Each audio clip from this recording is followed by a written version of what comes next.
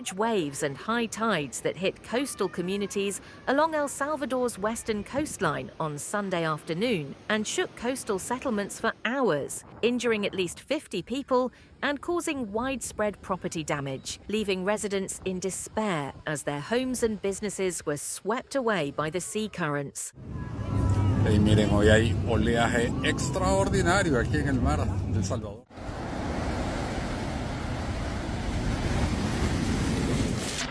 Sunday's extraordinary natural phenomenon showed once again the brutal face of the giant waves and fast-rising tides that threaten El Salvador's Pacific coast. Coastal areas, including El Majahual Beach in the town of La Libertad, were suddenly flooded after hours of dangerous sea action. The waves started to rise in the early morning and peaked in the afternoon, leaving farms, restaurants and temporary structures vulnerable, especially near the mouth of the river. Tía, hubieran sacado esa gente, tía. El hombre del bus está tan necio que no lo ha querido sacar. No. Vámonos. Sí, pero no. The huge waves that hit the shore in just a few minutes caught both locals and tourists coming to the region for vacation completely unprepared. Suddenly, the rising waters swept away tables, chairs and other items in front of the surrounding businesses. Especially small shops on the beach were flooded in a short time and suffered serious material damage. The wave intensity was so great that some wooden structures were uprooted and tossed into the sea. In all these chaotic moments, rescue teams worked with great devotion and tried to quickly transport people who were caught in the current and succumbed to the speed of the water to safe areas.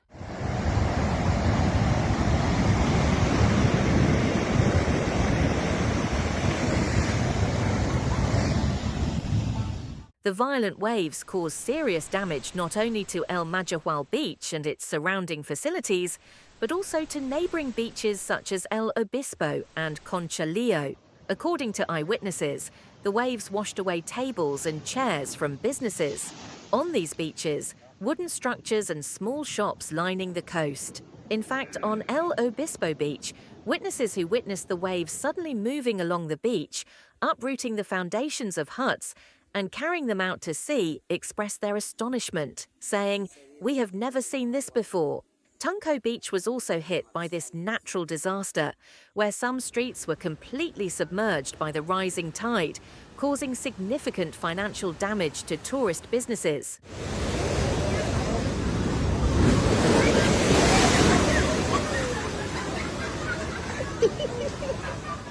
In these tragic moments on the beach of El Majahual, the Salvadoran Green Cross organization was the first responder, transporting the approximately 20 people who had been swept away by the currents to the health services. Immediately after the incident, the National Civil Police completely closed the area and set up a security perimeter to prevent further casualties. Not only beaches, but also restaurants and bungalows were severely damaged by the waves. Many establishments were unable to operate for days, as flooded kitchens and seating areas became completely unusable.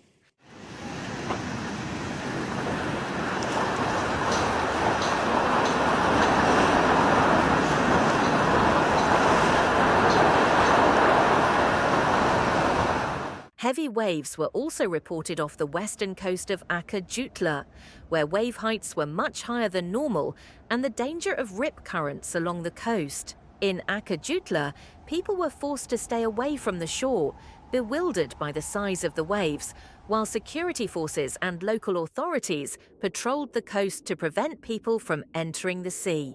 Civil defense also warned that swimming during high tide could have fatal consequences, especially in areas such as Acajutla, Punta Remedios in the western coastal plain, Punta Roca in the Balsamo mountain range, and the Gulf of Jiquilisco in the eastern coastal plain. However, waves and currents are expected to get stronger in the coming days due to the possible formation of a cyclone off the coast of Mexico.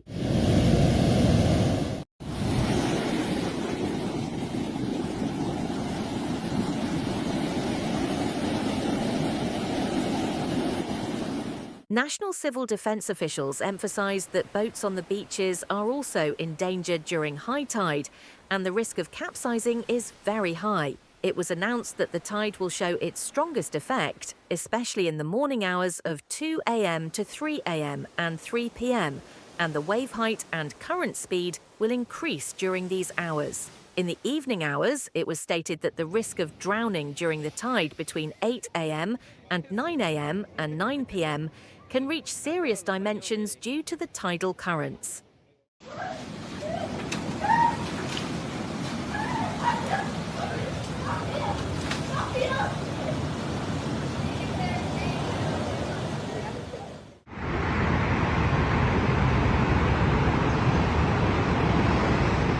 According to the Special Report Number 3 of the Ministry of Environment and Natural Resources, these events are caused by non-tropical storms off Antarctica and are expected to last until next Tuesday, May 27th.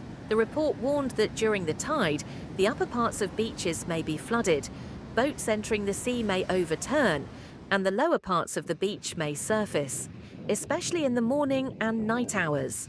Similar risks exist not only in the western parts of El Salvador, but also in areas such as the Gulf of Fonseca in the eastern coastal plain.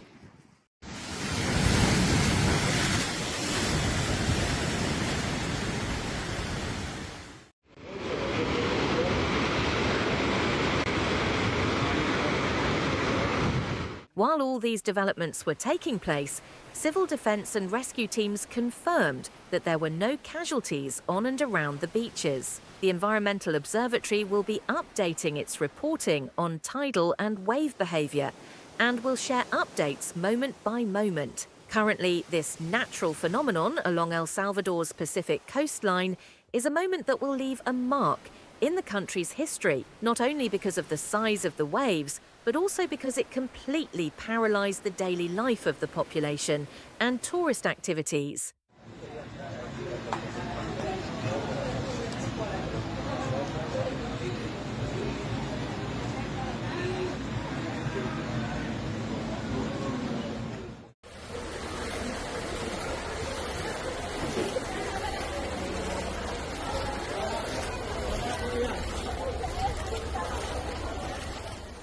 We wish a speedy recovery to all those struggling with these unexpected and dangerous waves on the Pacific coast of El Salvador. Don't forget to subscribe to our channel and turn on notifications to learn firsthand about the developments of this and similar events. Together with you, we will continue to closely follow natural disasters and climate events around the world.